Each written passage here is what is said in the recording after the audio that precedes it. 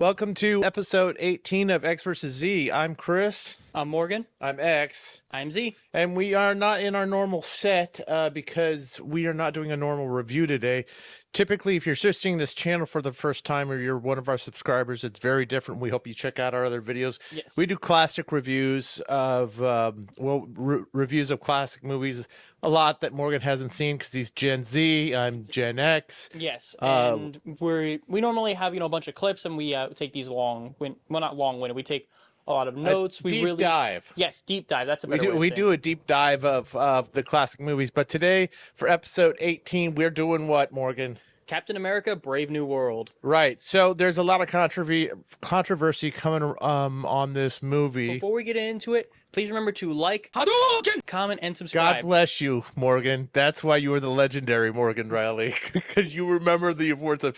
We would love it if you liked these videos, because I am terrible about remembering to ask that until the end, and at that point, what's the point? You don't want to have your fingers like that on the microphone, though. Huh? You want to hold it like this, because otherwise you're like this. Yeah.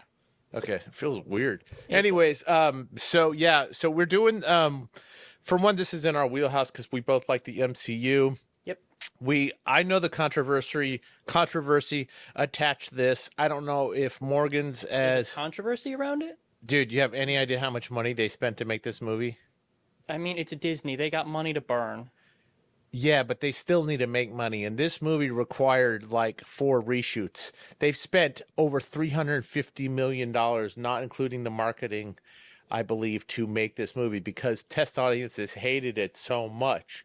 And you and I have and now I've been following all that, but even if you didn't know any of the stuff I just told you, you would at least acknowledge that Phase 4 and Phase 5 of the MCU post-Endgame has not been as strong or as clearly focused as it could have been. I agree. They basically went in half-cocked, whereas in the first phase, in the first few phases, it was we're building up to Infinity War and Endgame and everything. Meanwhile, with this one, it's like, okay, we sort of have a rough general idea of what we're going to do. Well, I also feel like, we both know that they pivoted from who the big bad was supposed to be with Kang the Conqueror.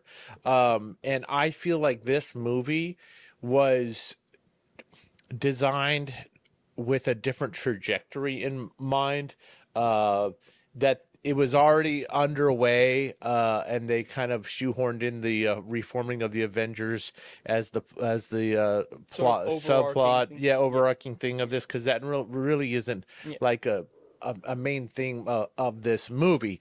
That being said, I still feel like because it's a Captain America movie, there's extremely high expectations, even though it's a different actor and character as Captain America. I got real mixed feelings on this movie. I mean, I have strong feelings about it, and you and I, of all the movies we've done, I think this is probably our most polarizing opinion. Yeah. So what did you think? I thought it was good. Not, an amazing, mind-blowing movie. The way you say that doesn't convince me. Yeah, but I expected it to be a fun comic book movie. I expected it to be a popcorn flick. You go in, you turn your brain off for a little bit, and you just sort of enjoy it. Yeah, but then it did, and it was that, but at the same time, there was enough of a complex, intriguing plot line that made me really be like, okay, that's cool. I like that. That's very interesting. Because they had, surprise, surprise, the leader in this. Though they never called him the leader. Okay, so spoilers. Thanks, Morgan. If you're watching a review of a movie, it's spoilers. Okay, If you don't realize that, then all right, so dumb. let's refresh everybody. The leader was a character that was suggested at the post-credit sequence of The Incredible Hulk, which was at least 17 years ago, bro. Mm-hmm. But they changed not only actors for General Thunderbolt Ross, Thaddeus Thunderbolt William Ross. Hurt died, though. They had to. He died? Yeah. Oh, well, I need to keep up with modern stuff because I didn't know that. Surprised you didn't know that. Yeah, there's a reason. It wasn't because William Hurt isn't a great actor. It's because the man passed away. So they got an octogenarian Harrison Ford himself, the man himself, Harrison Ford, which I thought he actually did a pretty good job as Thunderbolt Ross. I loved Harrison Ford in this movie. I thought it was really, really good. He didn't mail it in or anything like that. He was, very. That's one thing I will say about Ford. this movie is I cannot think of anyone in terms of acting who did a bad job. Everyone did a very at the very least, they did a very solid, good job. But I think the highlights were Anthony Mackie and Harrison Ford. I think Harrison Ford was actually, the absolute highlight, but they both did really, really well. Okay, let's talk about Anthony Mackie for a second. One of the things I have some serious problems with this movie. Mostly, it has nothing to do with Sam Wilson as a character who did not have the super soldier serum, or Anthony Mackie as worthy of Chris Evans' shoes that he established as Captain America. Or I felt like Sam Wilson and Anthony Mackie, by extension, since Winter Soldier, earned the right to be Cap. Even regardless of what the comic books say, I know you're more steeped in the comics and you can give a better impression of the impact of Sam Wilson or likability of him in the comics, but for me, I was like, I'm fine with him being Cap. I was fine with him getting the shield at the end of Endgame. I was like, I'm ready for that. I was like, they could have given it to Bucky, but I still felt like with the whole Winter Soldier thing, Bucky's his own man. Bucky's got his own path to follow. He is Cap at some point. Yes, he takes on the mantle for a little while, but the one who is actively gifted the mantle of Captain America by Steve Rogers himself is Sam Wilson. And honestly, I agree. I like Sam Wilson as Captain America, but you said something yesterday when we watched this movie that kind of bothered me, is that you said it felt shoehorned, that everyone kept calling him Cap. And to me, it's like, I made this comparison to you the other day, it's like Snoop Dogg. He has a real name. His name on his birth certificate is not Snoop Dogg. It's Calvin. Exactly. So people who don't know him personally aren't going to be calling him Sam. They're going to be calling him Cap, because that's the shortened version of Captain America. That's just how it is. Okay. He is Captain America right now because Steve Rogers in the MCU, to everybody else's knowledge, is dead. But to our knowledge, he's retired. Okay. I understand that. But one of the problems I have with it is it's not that they're probably saying it more to him than they would have said it to even Chris Evans. It's like a given that he's Cap. They don't need to say Cap every time or whatever. It's like, okay, everybody, remember, we're all accepting that Anthony Mackie is Cap. But my problem isn't even that per se. My problem is that I don't think Marvel did a good enough job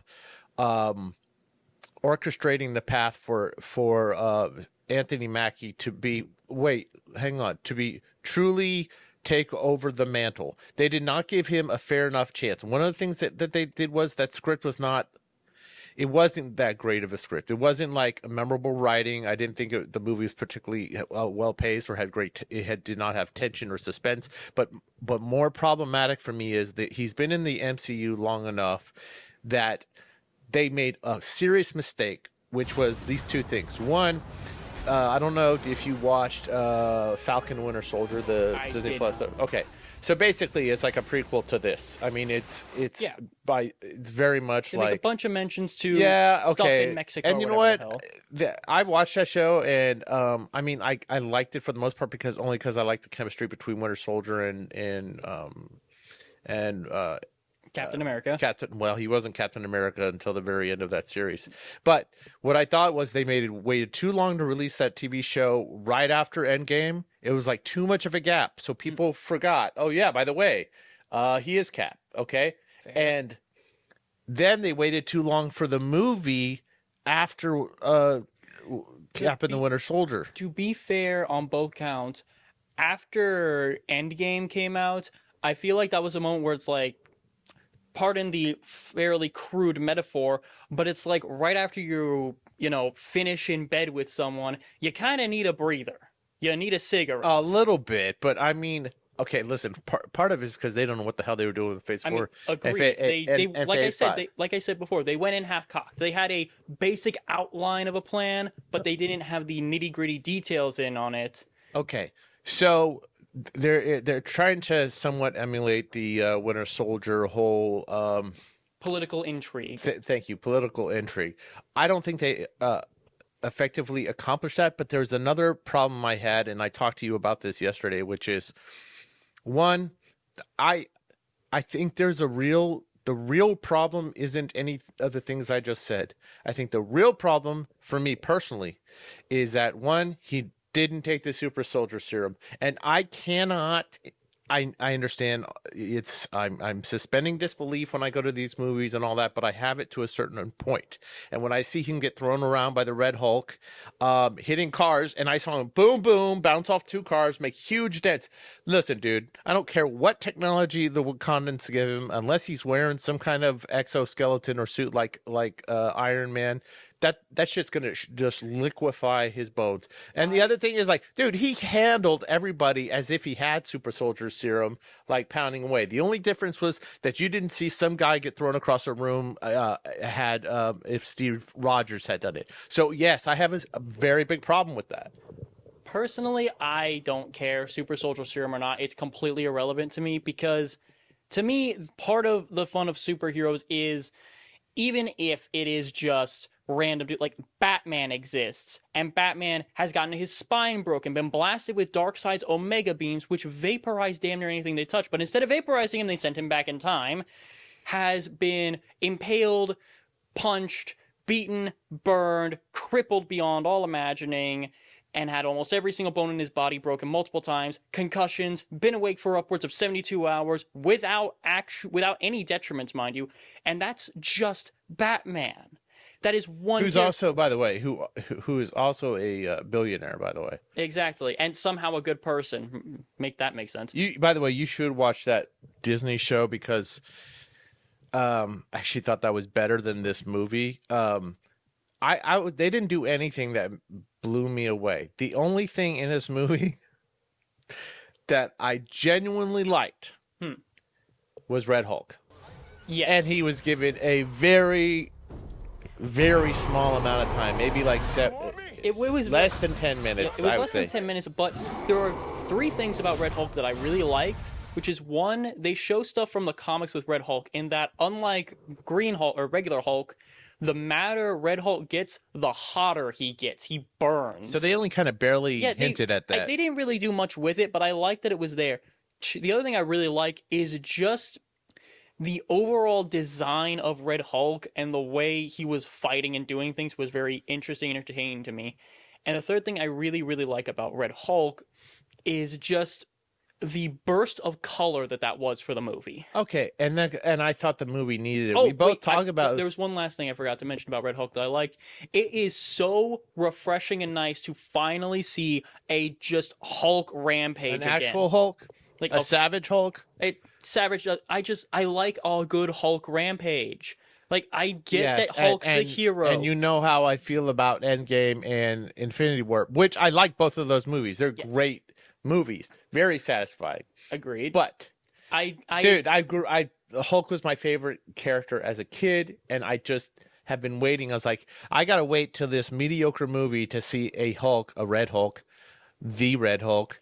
Go to town. Just go to town. I was like, come on, man. Really? I got to wait this long for this? I was like, I had enough of Professor Hulk. Green. Did you get that? But you know what? That was somewhat of saving grace. I mean, I still think this movie, I'm not going to go so far as to say it's trash, but there was only 2 movies I haven't seen in the MCU, and it was Ant-Man and the Marvels, because I just didn't care anymore. Kind of like jumped the shark for me. But you mean Quantumania specifically with Ant? Quantumania, yeah, thank you. But I did have a problem with certain casting in this, like that I don't know who the hell she was, like the security agent who was apparently a former widow. She was just too. What was the point of her being a former widow? What was the point of that? I know exactly what the point of it was. Look how tiny and frail she is. You have to say that she was a former widow to say she could justifiably beat the shit out of the guy she was saying. Or you can just say, hey, she graduated top of her class in X, Y, and Z martial arts schools. I don't buy that, because look, dude, let me tell you something. It's comic books. I don't care. You have a dude that shrinks smaller than an atom. You have a dude who gets mad and grows to the size of a building and can throw said building with his pinky. Okay. But you know what? It's not even about the size of the girl. I think it's partially about that. I mean, but look at what's her face, Florence Pugh as the new Black Widow. She's very diminutive, but excuse me. She has presence. This girl doesn't have presence. And that bothers me. If you're going to be a badass, and especially a female in the MCU, and you don't have superpowers, you better have presence. And both Scarlett Johansson and Florence Pugh have that same presence. That's why people, by the way, as a quick aside, of all the characters they've been introducing in this phase 4 and phase 5. The only ones that I've remotely am interested that are completely new have been introduced in either in the Black Widow movie and subsequently the Thunderbolt movie. That's the other thing you should watch about the Captain America and Winter Soldier movie, because it'll help you understand Thunderbolts. They talk about how U.S. Agent came around. Yeah. The guy who replaces Steve Rogers. Steve Rogers originally. I know That's about an it. interesting story. And I like those characters. So anyways, I'm getting off the topic a little bit, but one of the things that bothered me, other things that bothered me, I didn't like the fight choreography. I thought the leader, why are they wasting? Look, I had a huge problem with the She-Hulk series. I don't know if you saw it, but Abomination was awesome in the. I like. By the way, I'm one of the few people that loves the Incredible Hulk, the Edward Norton one. Right. I said, and I love the Abomination. Is one of my favorite MCU fights to this day. I wasn't a fan of his design. I don't like how he looked all skeletal. Yeah, but I did like the fight when I saw it. My point in that is that they retconned the whole Blonsky's character arc with She-Hulk, right? And that was disappointing to me. But was even also more disappointing is listen, I'm not a comic book guy per se, but I know who the leader is, and I was actually interested when they showed the post-credit scene of the possibility of the leader. Now I'm waiting 17 years. By the way, if this guy has been locked up by General Ross and he's a genius as a private think tank to Ross, why can't he be smart enough to escape being locked in that where the hell he's locked in? That he did. He was, and he did. Yeah, but he said he was locked in there for 12 years and he couldn't get out. Come on, how smart are you, man? It's not. By the way, I did like the design of the leader. I thought that was dope. His wrinkly brain head. It was so weird. It was weird, man. At the one eye that glowed, and just a kind of green skin. It reminds me of Angstrom Levi from the Invincible comics, because Angstrom Levi, his brain gets like messed with multiversal stuff. So not only is it huge, it like extends down his back. So but mid back is his brain. It's disgusting, and I friggin' love it. So, anyways. I liked the leader in this, and I do like how most of the time, if you really watch it, almost any time he escapes a fight or anything, it's because he is very carefully maneuvering and positioning himself in such a way that gives him that advantage. Okay, like when but do you feel like they wasted him in the MCU for the last... not wasted him, but didn't utilize him when they could have? I think they should have introduced the leader way sooner in the MCU. Dude, I thought he was actually a pretty charismatic villain in this, and interesting. I was really interested in that. I'm agreeing with you. I loved seeing this guy. I want to see more of the leader because I like the leader. And he's such an entertaining and interesting villain, because to him, from my perspective at least, I'm not a huge Incredible Hulk comic guy, so I don't know a lot about the leader, but what I do know is the reason he is after the Hulk a lot is not just because, gamma-based villains sort of attract each other. It's that the Hulk is constantly a variable, constantly pulling something out that he didn't expect, and that's what makes it interesting. And I love villains like that. And I felt like the actor did what's his name? Oh God, whatever his name is, did a great job. I never remember the man's name. He's a really great actor. But I felt like this villain. He was Buster Scruggs. Yeah. This villain could have been used more effectively, planting him in other MCU properties. And I think that's one of the things Marvel is really dropping the ball on. They don't see the possibility of their own characters. Even the second tier guys, like the Shang-Chi's of the world. I don't care how powerful they are. They're second tier. Well, I agree. But what I mean is, what I was going to say is, I agree with you there. And one thing Marvel, I don't think has really been doing a lot well with is planting seeds. If they had brought up in,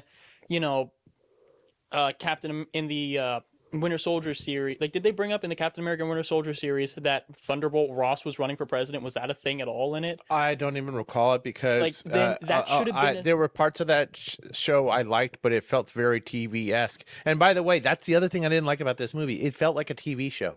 It just felt like. Yeah, I know you're not like a Trek guy per se, but like the Next Generation cast movies always felt like TV shows. Like they weren't on the grand scale of escalating the material from. And I was like, it felt like they're underserving Captain America, and they're not giving Anthony Mackie everything they could to make him as easily. I mean, they had a Herculean task of trying to replace Chris Evans. version of or Steve Rogers as Captain America. I think what they And they desperately need him to be a leader. They desperately need new leadership for the Avengers. What should have happened in this movie is, instead of it being a, big thing where, Captain America leaves General Ross away, he should have been directing people to try and get General Ross away. But like, he should have lost the wings like at the start of the fight. And what the hell does he have without the wings? Let me finish. This should have been a showcase of his leadership, where it's instead of, okay, I can't be on the front lines fighting because I can't catch up to him just yet, so he grabs a bike or something like that, drives off, and while he's driving, he's communicating with people saying, here's what you do, you do, you do. Like, really, like, being a leader. That's a really good example. I'll agree with you on that. Yes, they needed to demonstrate his leadership characteristics and his intelligence more than anything else, because that would have helped him actually form the Avengers. Wait, but there's another thing, just to dovetail into exactly what you're saying. I feel like they could have, I'm still gonna latch on to the idea of giving him the serum, but what I would have done is put him through the damn ringer, man. Like, make him like sacrifice near death kind of thing, and they should have had some other Marvel heroes in there. I'm not talking about the new Falcon, the guy, what's his face. He was all right, but he got annoying to me after a while. He was like, I get what they're going for with him, the young, cocky Sidekick, guy. yeah, but he was in the I've TV never show. liked that trope.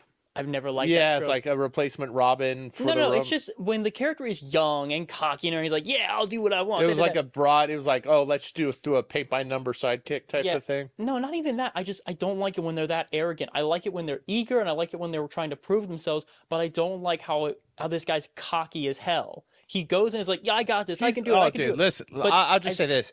People in the military, especially pilots, dude, they're fighter jocks. They're all cocky. In this case, the art is replicating life, and I can totally see that. I just don't like it. I think if they had him be a bit too eager instead of too arrogant, and that's what gets him hurt, fine.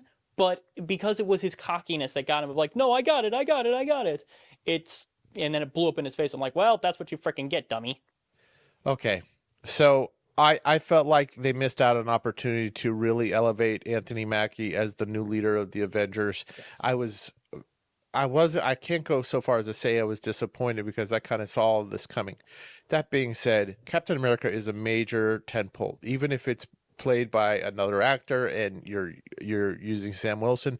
They should have been like very, very conscious of who they hired as a director and who the writer was. And this thing feels both undercooked and overcooked at the same time. Yeah, some things feel like I haven't seen Captain America Winter Soldier series, but to me there were some parts where it's like, okay, I like this. I love how well thought out and how ingenious the leader's plan is. I adore all the moving parts and how he plays everyone so perfectly like a fiddle into this wonderful orchestra of General Ross's suffering. I adore that. However, some of the other parts kind of feel like, oh yeah, we got to incorporate this. Like the adamantium treaty, you could have replaced it with any other treaty. It didn't have to be adamantium.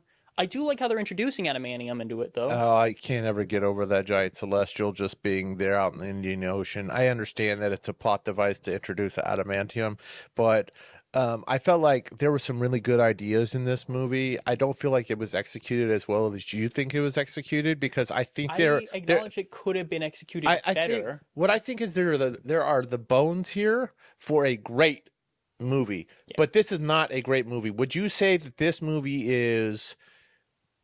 There's been 35 movies, including this one. So would you say it's in the top 10, the middle 10, or the bottom 10? Be honest. Honestly, I'd say bottom 10. But to me, that's like... Okay, it's the video game. Did you see Ant-Man Quantumania? No.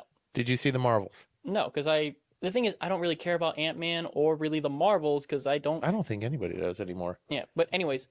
To me, there's this video game series called the Batman Arkham games. They are some of the best video games of all time, some of the best superhero games of all time. To me, the worst one is unfortunately, the ending of the saga, which is Arkham Knight. However, that's like saying that, but they're all fantastic. They're all really good. I think that with Marvel, there hasn't been an actively bad movie. They're all good. Some are just Oh. less good than others. Okay. Well, neither one of us can speak on this because the two movies that are probably considered at the bottom of the whole list are the two ones we both didn't watch. Fair. Fair. So let me rephrase So it. I'll say this. The vast majority have not been bad. They're just less good. I will say this. Let me ask you this, and then we'll wrap it up. Is this movie better or worse than If you say Love and Thunder? I don't think I've seen that one either. But Dude, you haven't seen Thor: Love and Thunder? No. You're the comic book guy. Well, because when I think of Gore the God, it's okay. Gore the God Butcher, and they make him look like a twink. No, Gore the God Butcher is this intimidating presence. Okay, well, they wasted that. That was the best part of that movie. But anyways. From the stuff I've seen, though, I love the art style.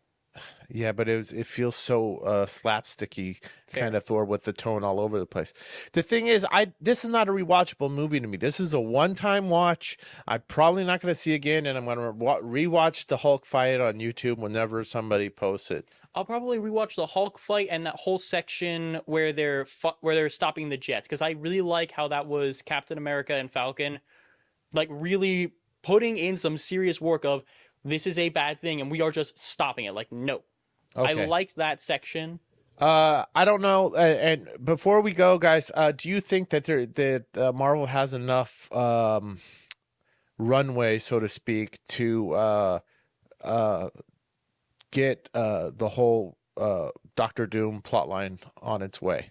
I don't think so. I think they wasted Captain America as a way of doing that. Here's the thing. I think how this movie should have gone, and we left before the end credit scenes because we didn't care enough. Yeah, but here's what I'm thinking the end credit scene should have been. It should have been, you see the leader in his, what I'm hoping it is, it's something like, you see the leader in his cell, and then, the lights go out, and it's like, oh no. And you just hear, no one fails Doom, black. Well, that would have been way cooler because then you've introduced him. I like the idea of thinking, that's a great idea, by the way. Have the leader connected to Doctor Doom in some way, but then we're going to go down another road, which is they're trying to make up for screwing up Kang. Nobody really wanted Kang, regardless of whether or not Jonathan Majors got into that thing. I believe that, even though I liked him in the Loki series, but they're these villains that are not being properly utilized, that are top tier guys. To be more connected. And they had no connectivity in the phase 4 or 5 that was worth talking about. Even if they were trying to build towards Kang, it wasn't adequately done. Anyways, guys, thank you for joining us for our review of Captain America Brave New World. Please like and subscribe and comment. What did you guys think about this movie if you haven't seen it? Are you looking forward to seeing Fantastic Four: First Steps? I 100% am looking forward I'm to 100% looking forward to that too. At least give me a big ass Galactus and not a freaking cloud floating in the sky. You saw in the trailer. It is full on Galactus. He's got the helmet and everything. Yeah. I'm so happy for him. I'm looking forward to seeing it. It looks refreshing and different. Guys, thanks for joining us for X versus Z. We've got we're going to be returning. I think we're going to be incorporating more modern movies, contemporary movies that are new releases that were coming out. But the next movie that we are going to be recording our deep dive review for is going to be Citizen Kane. Yes, which was requested near the start of our channel by one of our earliest subscribers, Hillary. My mom. Hi, Morgan's mom. Hi. I feel like Hillary's too it's a bit too formal. Informal right now. I haven't met you yet, but you do comment on our videos, and because we always respond to the comments in our videos, and especially to the people that have our earlier subscribers that were requesting certain ones. We plan on doing those. Exactly. Yep. And one of the ones we're doing is Citizen Kane, and that's going to be a deep dive one. It will be back on our old set. And what else you got? You got anything else? No, just tell us in the comments if you've seen the newest Captain America movie. What did you think of it? What did you think of the Red Hulk? What are your thoughts on the MCU just in general? Just throw a comment down there, even if it's just to say hi, cookies.